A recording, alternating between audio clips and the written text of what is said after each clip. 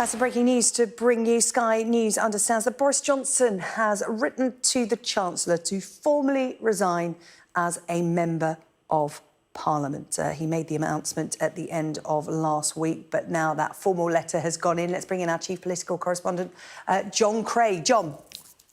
No going back now.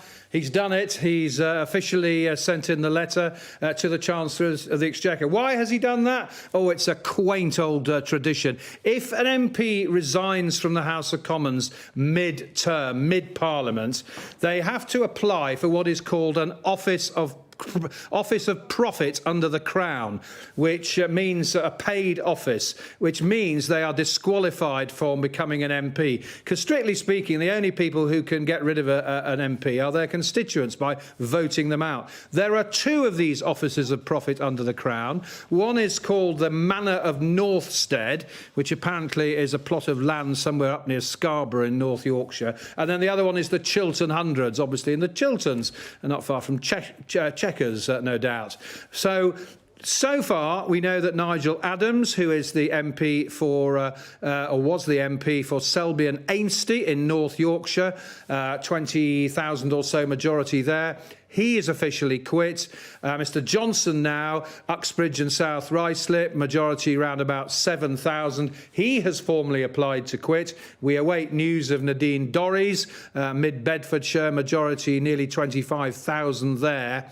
We're not really expecting any more. At the weekend, there was all sorts of heady talk of half a dozen or so of these Johnson allies quitting. Well, there are only three. We're not really expecting any more.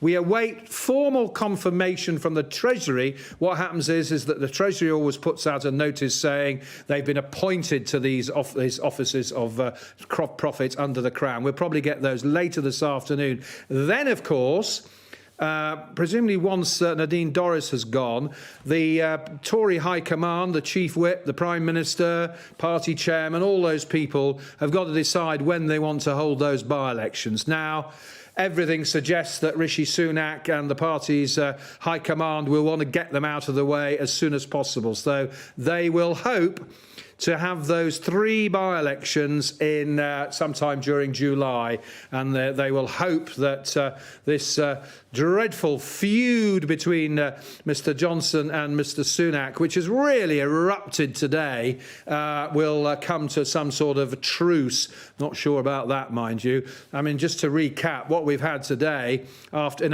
a weekend when Labour was saying to the Prime Minister he needed to get a backbone, well, he seemed to get one this morning when he said that explain that Boris Johnson asked me something to do something I didn't think was right.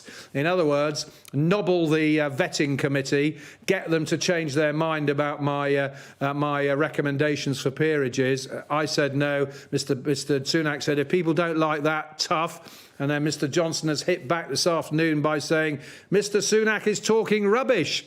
Actually got some on-the-record words from Mr Johnson himself rather than some of his friends talking anonymously on his behalf. So, the latest twist. It's official. Adams and Johnson have applied to go. We await confirmation that it's all over for them, and then the government can think about when they're going to move the writ for the by-elections. We await news of Nadine Dorries as well. But the whole process is moving on, and we're moving towards those by-elections. The government will no doubt want to hold them in July.